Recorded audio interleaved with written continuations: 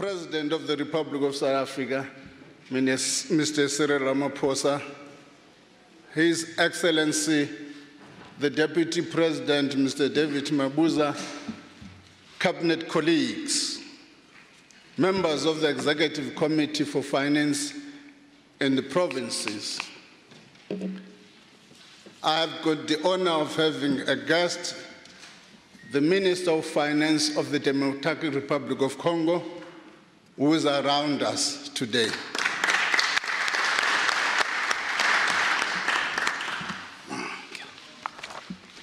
The Governor of the South African Reserve Bank, the Commissioner of the South African Revenue Services, fellow South Africans. It's my honor and privilege to table before this House the 2022 national budget. The 2022 Division of Revenue Bill, the 2022 Appropriation Bill, the second Adjustment Appropriation 2021-2022 Financial Year Bill, the Estimate of National Expenditure, the 2022 Budget Review, and this budget speech. Madam Speaker, we stand here galvanized by the State of the Nation address delivered by His Excellency, President Cyril Ramaphosa. The President reminded us that as we face steep and daunting challenges like we have done in the past, we will overcome. To do so, we need to strike a critical balance between saving lives and livelihoods while supporting inclusive growth. The budget presents this balance. Our economic recovery has been uneven and risks remain high. We must proceed with caution. In the 2021 medium-term budget policy statement, we committed ourselves to charting a course towards growth and fiscal sustainability. This budget reassets this commitment. It narrows the budget deficit and stabilizes debt. It also extends income and employment support to the most vulnerable, addresses service delivery shortcomings, and provides tax relief. We'll come back in a moment to those areas. However, these interventions cannot replace the structural changes our economy needs. Difficult and necessary trade-offs are required. The world economy is expected to grow by 4.4% this year. This is lower than 4.9% we anticipated at the time of tabling the medium-term budget policy statement. The Omicron variant of the coronavirus caused many countries to impose restrictions to manage its spread.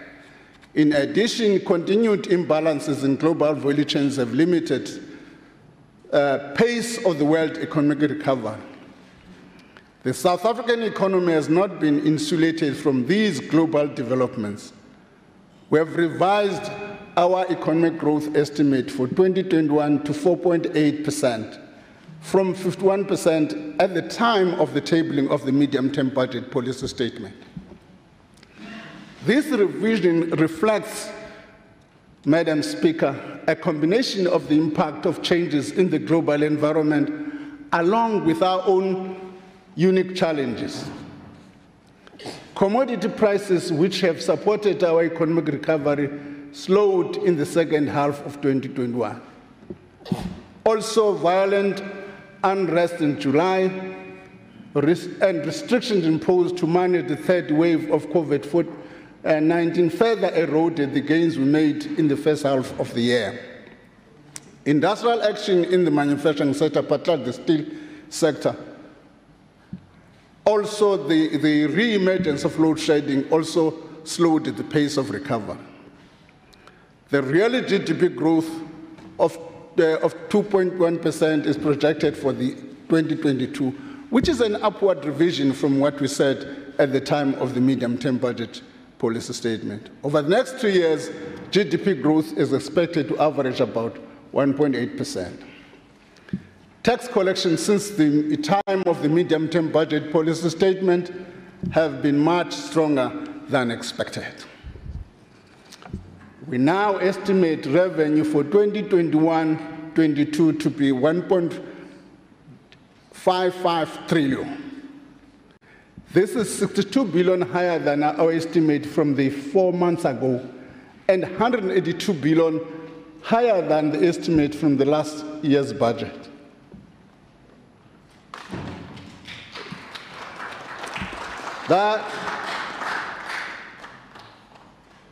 This follows a shortfall in the previous year of 176 billion when compared to 2020 budget forecast. This positive surprise has come mainly from the mining sector due to higher commodity prices. The improved revenue performance is not a reflection of an improvement in the capacity of our economy. As such, we cannot plan permanent expenditures on the basis of short-term increases in commodity prices. To be clear, any permanent increases in spending should be financed in a way that does not worsen the fiscal deficit. We have also seen higher revenues from other sectors and other tax instruments, such as personal income tax and value-added tax. Madam Speaker, this year marks the 25th anniversary of the establishment of the South African Revenue Services. SARS plays a vital role in the economy, and we congratulate them on this momentous occasion.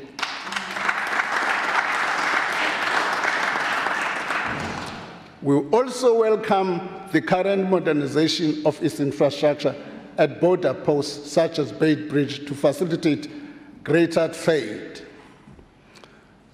Honourable members, more than 308 billion rand has been directed towards bailing out failing state institution companies.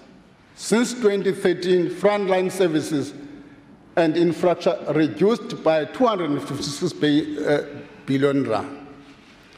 In this budget, we are shifting from this trend and are restoring our focus on the 4 core functions of government. We're also on course to close key fiscal imbalances and restore the health of our public finances. Our debt burden remains a matter of serious concern. This year, government debt has reached 4.3 trillion and projected to rise to 5.4 trillion over the medium term. This huge sum is owed to lenders domestically and around the world. It incurs large debt service costs, averaging 330 billion rand annually over the medium term. These costs are larger than spending on each of the health, police, or basic education. For this reason, to support the economic recovery, in this budget, we are reducing the fiscal deficit and stabilizing debt.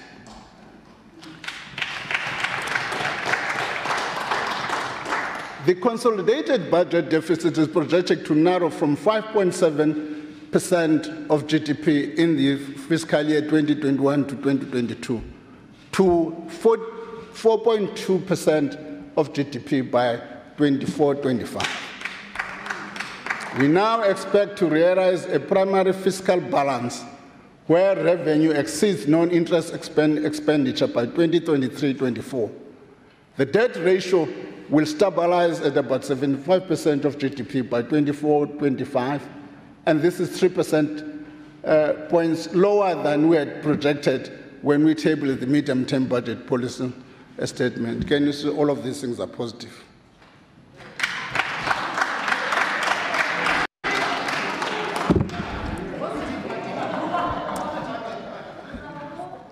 This is also the first time since 2015 that we are reducing the borrowing requirement using some of the extra revenue we have collected.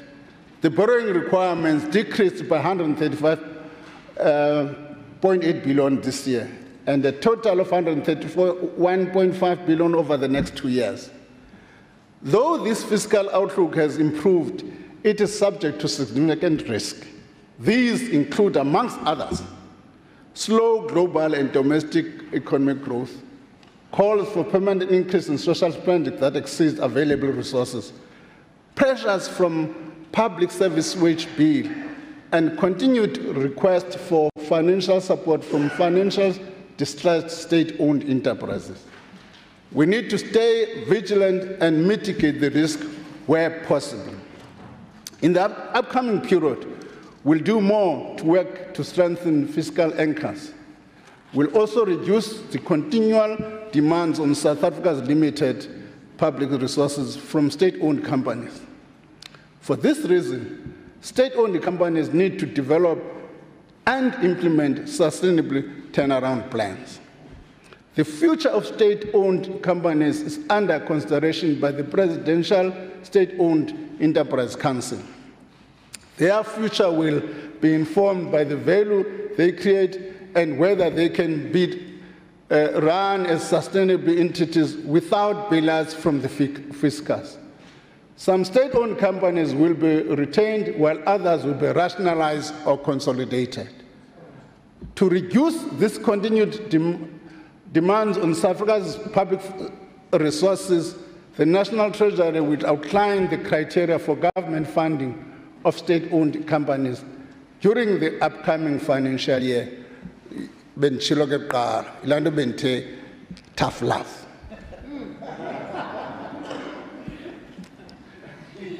We are aware that Eskom's debt situation remains a concern for its creditors and our investors alike.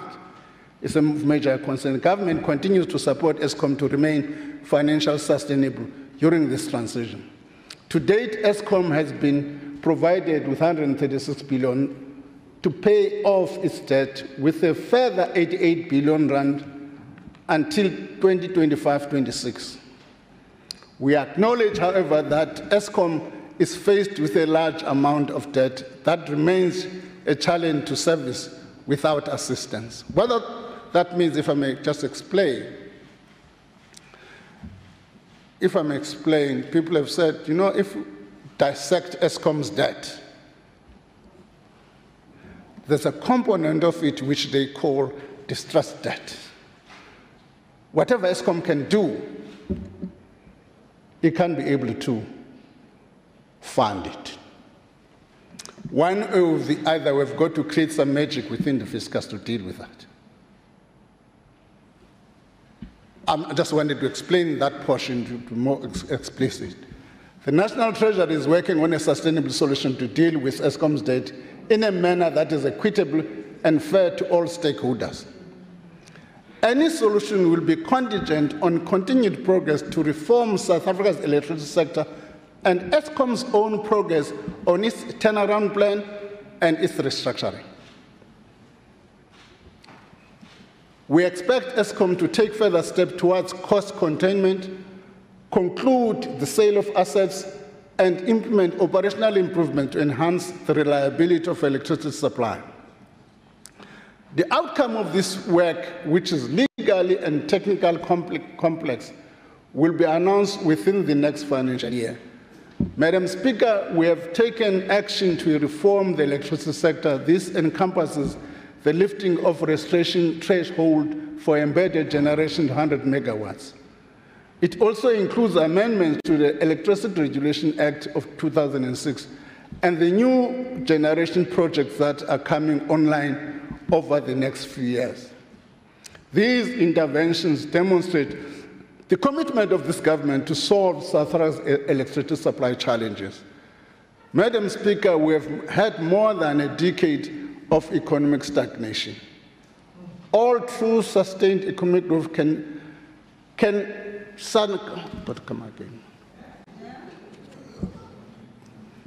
Only through sustained economic growth can South Africa create enough jobs to reduce poverty and inequality, enabling us to reach our goal of better life for all.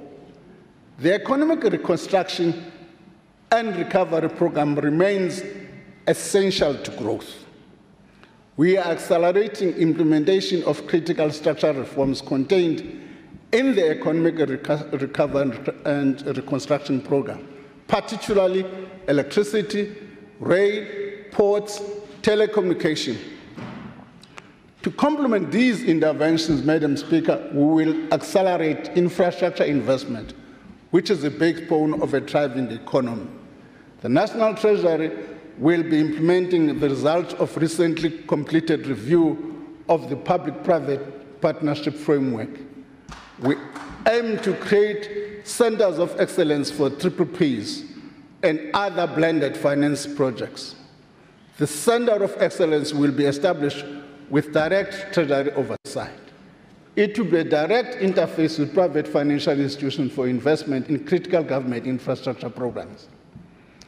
We will also work with other national departments in the provinces of the Eastern Cape and Northern Cape to pilot a revised approach to infrastructure delivery. If I may pause here, you will recall this is a message which came in the State of the Nation address. And we're following through on that message and giving content to it. This approach will include innovative financing and delivery mechanisms as announced by the President in the State of the Nation address. Regarding the Mzimvubu Dam, we are at an advanced stage of resolving the project's issues. We will make further announcements on this in the medium-term budget policy statement. In October, I'll table amendments through the 2022 Division of Revenue Amendment Bill to enable provinces to pledge their infrastructure grants to leverage more financing to fast-track the rollout of infrastructure. Mr. President, in the State of the Nation address, you spoke about the importance of catalytic and blended finance projects. These projects have the potential to crowd in private investors for bulk infrastructure. As we upgrade roads, bridges, water, sewer transport, schools infrastructure, hospitals and clinics, the aim is to unlock higher levels of employment for those involved in projects. I'm pleased to inform this House that a provincial allocation is set aside in this budget for 17.5 billion over the medium term for infrastructure catalytic projects. We look forward to engaging with specific proposals in this regard. Value for money and quality of delivery is a top priority in the development of the project pipeline. To support businesses in distress owing to COVID-19 pandemic, a new business bounce back scheme will be launched using the mechanism which will be introduced sequentially. Firstly, small business loans guarantees of 15 billion rand will be facilitated through the participating banks, development finance and development finance institutions. This will allow access to qualifying non-bank small and medium loan providers. Government will partner with loan providers by underwriting the first 20% of loss for banks and other eligible small and medium loan providers. The eligibility criteria, including the requirement for collateral, has been loosened. This mechanism will be launched and operational next month. Secondly, by April this year, we will indeed intend to introduce a business equity-linked loan guarantee support scheme. We intend to bring the total support package through the bounce back scheme to 20 billion rand. The equity support mechanism of this scheme will be facilitated through the DFIs. It will also be available to qualifying non-bank small and medium finance providers. Details of the terms of the equity-linked guarantee mechanism will be provided soon. Over the medium term, 76 billion rand is allocated for job creation programs. In this budget, additional 18.4 billion is made available for the Presidential Employment Initiative. Madam Speaker, we do not aspire to be below 2% growth economy. We are capable of much more. In this regard, we are refining proposal for an expanded reform agenda to shift our economy towards a higher growth trajectory. In this budget, we are taking steps to support education, health, the fight against crime and corruption, and to improve capital investment, among others.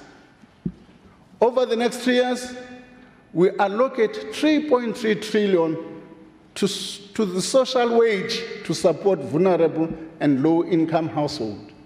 This is approximately 60% of the non-interest spending. We've prioritized spending on the following key areas. In 2017, government announced a policy for free higher education. We are announcing an additional allocation of 32 billion rand for financial support to current bursary holders and first-year students under the National Education Finance Aid Scheme. Any further shortfalls will be funded from within the baseline of the Department of Education. Madam Speaker, at the height of the COVID-19, our teachers had to make tremendous sacrifices to ensure that our children get educated.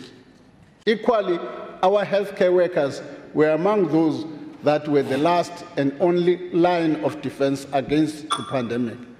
In this budget, we are adding 24.6 billion for provincial education department to address the shortfalls in the compensation of teachers.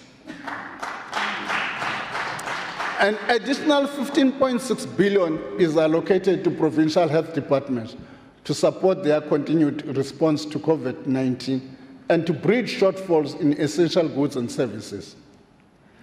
3.3 billion is allocated to absorb medical interns and community service doctors. 87.7 billion is added to the police budget. The department is allocated 1 billion to implement personnel reforms, and another 800 million may be available in the following year, subject to satisfactory progress. That's the Department of Defense.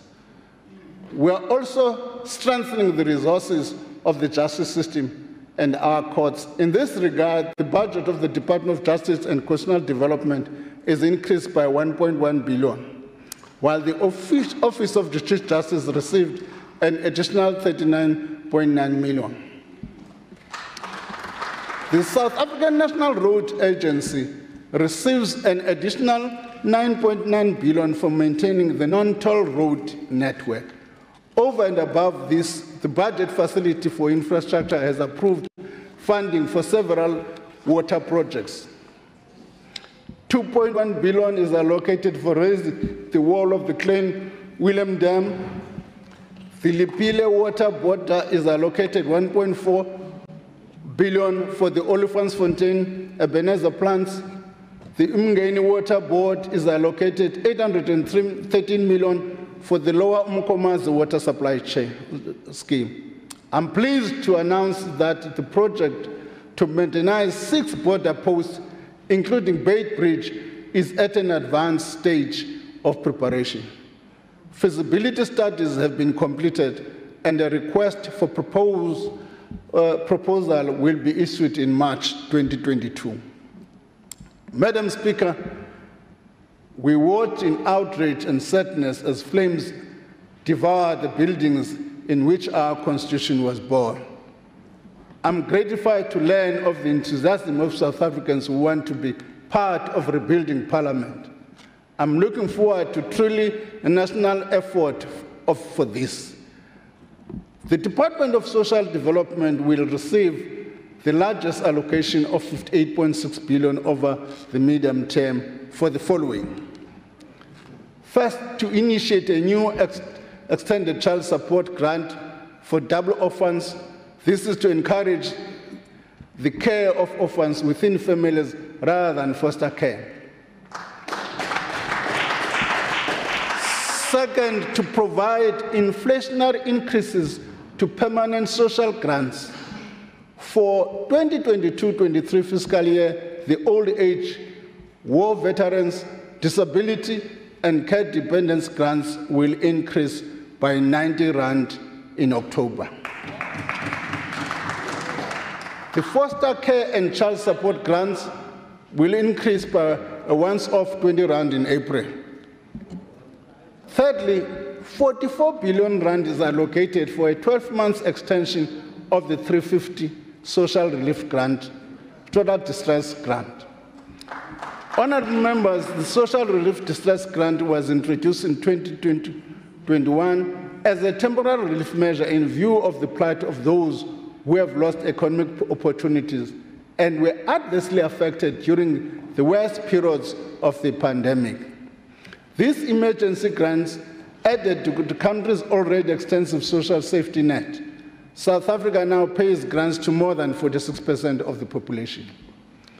Finally, the 2022-23 contingency reserve is increased by a 5 billion rand. This provides for an amount already approved in the previous budget for the Land Bank to be paid in the new financial year. We remain committed, if I may come back to the Land Bank issue, precisely because of the difficulties in settling with the lenders on time. We couldn't make the transfer during this financial year. Progress is being made in settling with the lenders, and we think by the beginning of the financial year, we'll make progress, and we're making that 5 billion available for the next financial year. We remain committed to controlling those parts of the budget that are permanent in nature, including by arresting historical rapid increase in the public sector wage bill. Compensation spending will increase marginally from 665.1 billion in 2021-22 to 702 billion in 24-25, at an average annual rate of increase 1.8%. As indicated in 2021 medium-term budget policy statement, we have allocated additional funding of 20.5 billion rand in 2022-23 to meet the cost of implications of the 2021 Public Service Wage Agreement. A public sector labour summit is scheduled to take place as from the 28th to the 31st of March. This summit is an important opportunity for stakeholders to engage in building sustainable public services and remuneration guidelines. Basic municipal services require more support, especially for the poor. To address this, 28.9 billion is added to the local government's equitable share. Madam Speaker, we are making these allocations to uplift and provide services to our people. These funds must be used for the purpose they are meant for. Currently, 175 out of the 257 municipalities are in financial distress. We stand ready to work with Parliament and all oversight bodies to hold municipalities accountable for delivery of these services.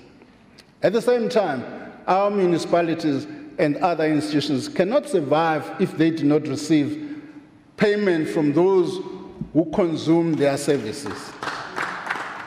We urge our people and government departments to pay their municipality bills. Municipalities are also required to improve their service delivery mechanism and to ensure that billing systems are fair and efficient. Madam Speaker, corruption is a major blight in our country.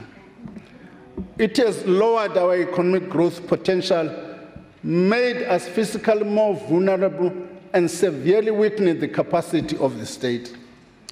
Accounting officers need to ensure that their procurement processes have integrity, provide value for money, and are free from interference from political people like me. We also need to be clear on what we are fighting. We must differentiate between corruption and minor transgressions and the rules of policy or rules of policy prescribed that are audited or as irregular expenditure. The National Treasury is engaging with Auditor General to continue to ensure transparent disclosures of minor transgression, but outside the financial audit process. As I indicated last year, the Public Procurement Bill will be tabled before this Parliament. In the light of the current Constitutional Court judgment on the preferential procurement regulations and the first Zondo Commission report highlighted abuses in state procurement. We are revising the bill to take account of these developments. We are also responding formally to the Zondo Commission report. In the meantime, we must take bold steps to improve state capacity and reduce the scope of procurement corruption. Working with SARS, the Investigative Directorate in the Office of National Director of Public Prosecution has brought charges against company director and a Gupta associate involved in the corrupt Estina dairy project. This is on charges of fraudulent VAT refund claims, under declaration of plant and equipment expenses, exchange control violations. SARS is also recovering the fraudulent refunds that were claimed. We're also dealing with illicit trade. Just yesterday, SARS conducted a search and seizure operation.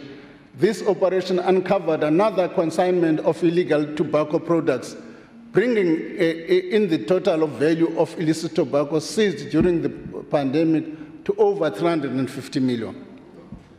Overall, SARS has raised assessment of 18 billion additional duties, cancelled the trading licenses of 3 operators, liquidated 1 operator, and referred 18 cases for criminal prosecution. Finally, we are addressing the weaknesses in fighting fraud and money laundering identified in our recent mutual evaluation or our anti-monetary laundering system by what is called the Financial Action Task Force, what is called FACT.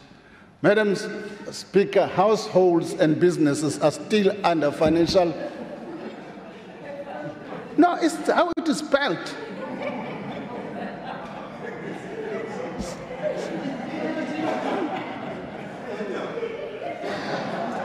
Households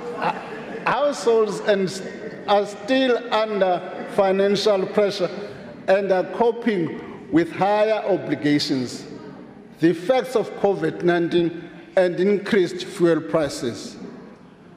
Now is not the time to increase taxes and put the recovery at risk.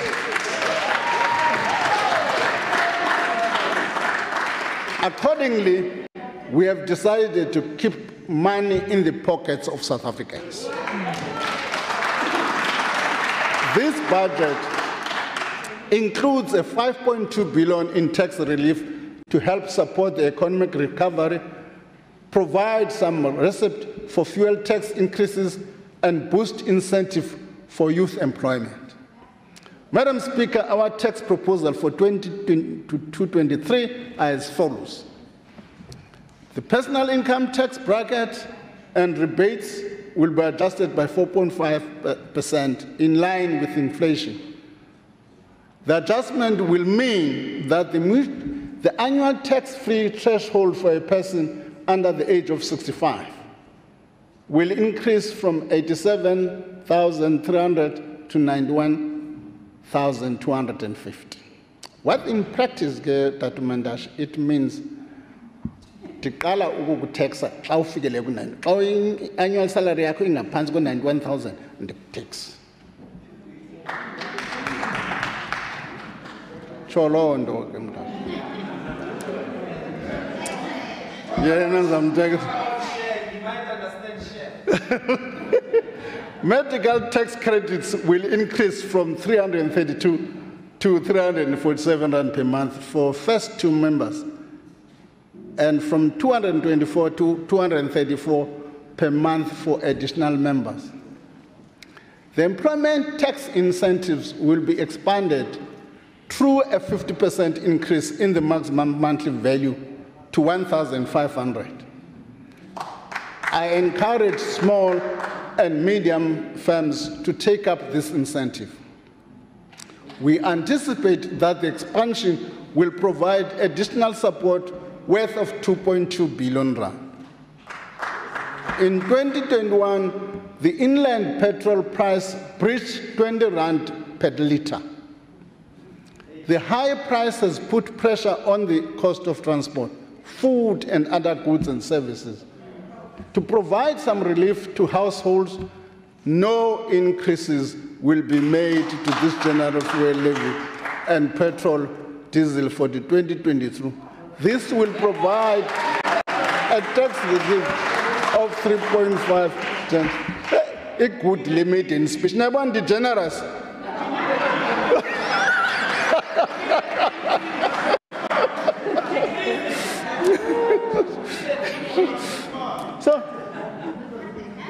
So that's 3.5 billion to South Africans. There will also be no increase in the, but before stepping the fuel increase, a sentence I've not inserted here. I've had discussion with the Minister of Mineral and Energy. We are in agreement. We've set up teams. The intention is to review the fuel price, its structure moving forward, because the intention is to make sure that we can have a petrol price which is competitive for this economy. So our teams will make this thing, will make the announcement in due course. There will also be no increases in the road accident fund. No increase again.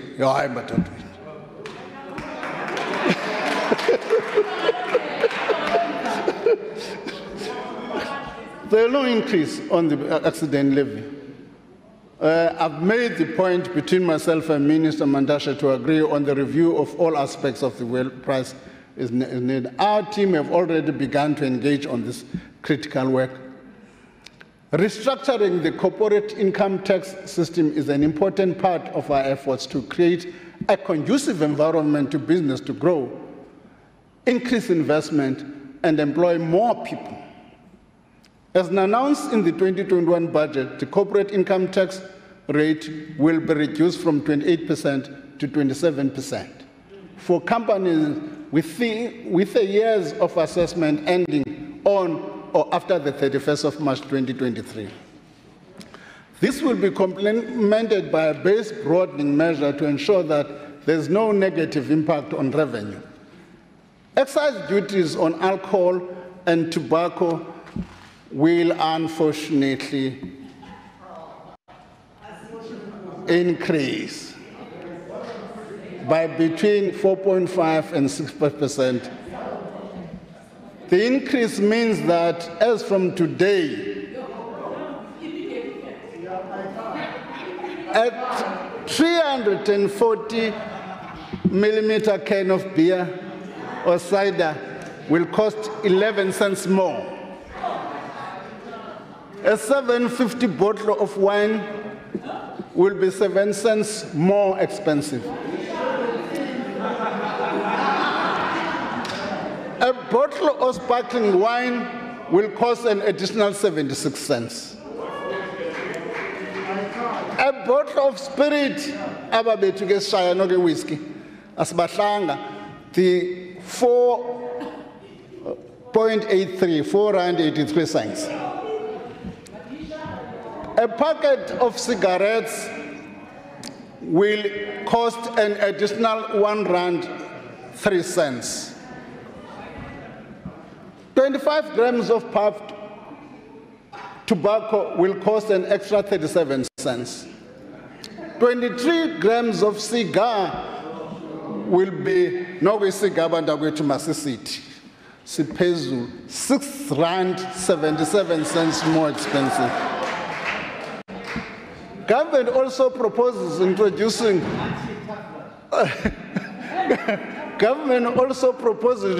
a new tax on vaping products of at least 290 per milliliter from 1st of January 2023. The rationale for that is not part of the tax system now. We've got to go through the processes required by law of consultations and all of the. I would have preferred to introduce it today. A new tax will also be introduced on beer powders.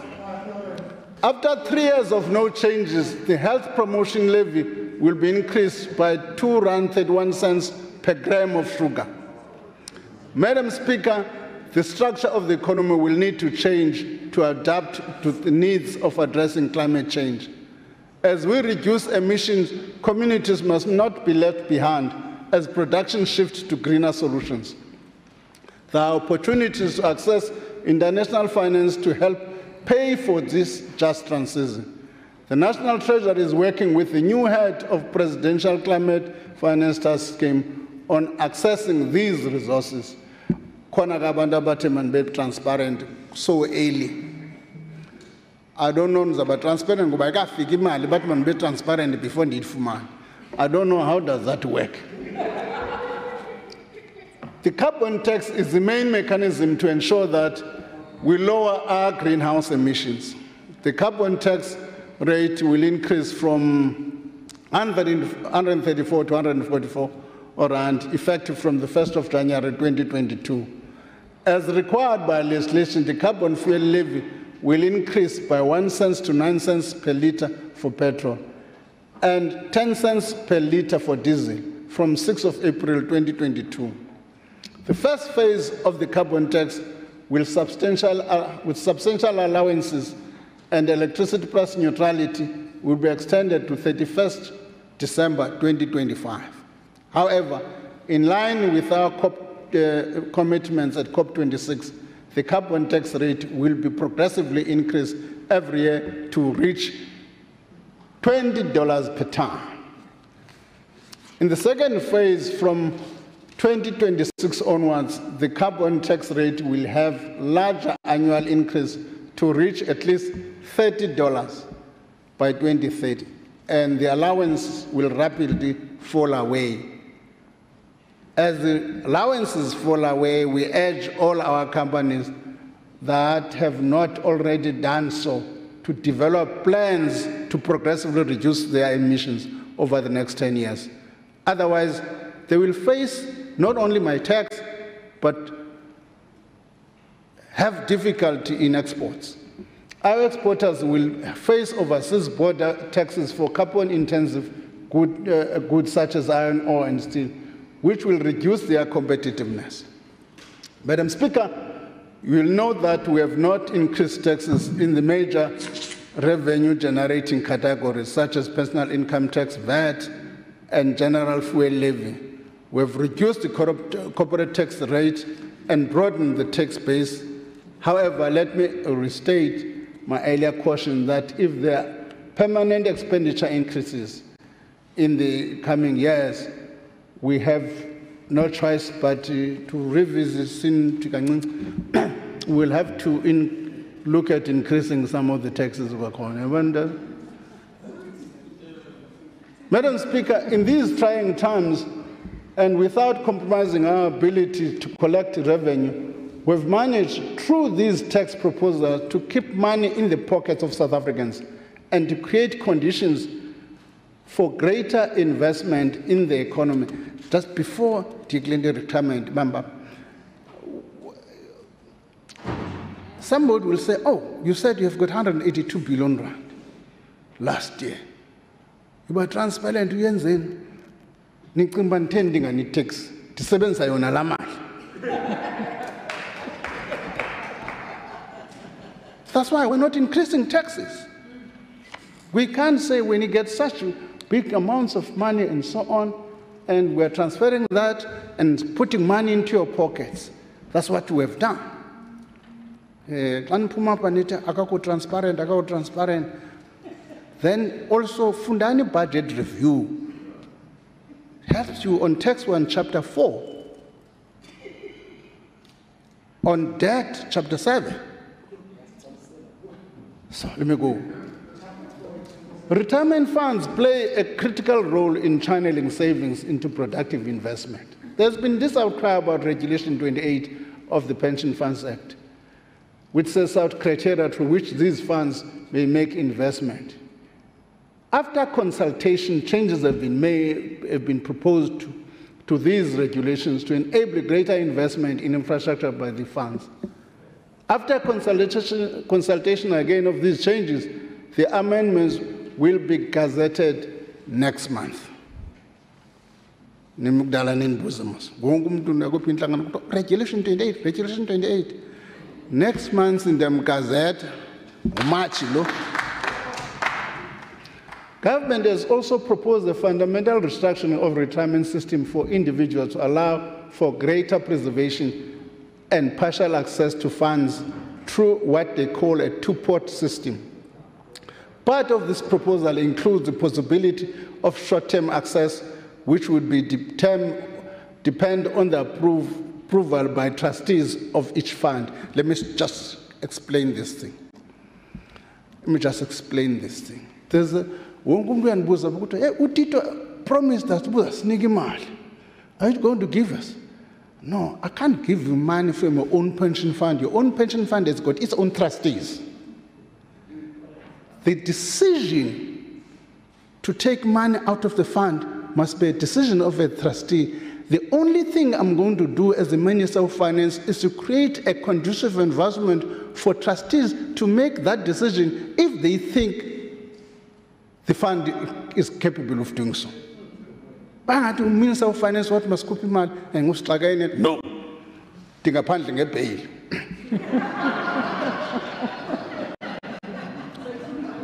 No. Your trustees must make the decision. I will make the law which make it possible for the trustees to make the decision, not me. Consultations are proceeding following the release of the discussion paper last year, and the draft legislation on these amendments will be published for comment in the middle of the year. In conclusion, I would like to reiterate our commitment to reconstruction and recovery of our economy, saving lives and restoring livelihoods, as well as securing a long-term prosperity of our nation. It is often said that I believe that this applies to circumstances under which we deliver this budget. You won't realize the distance you have walked until you look around and realize how far you have been.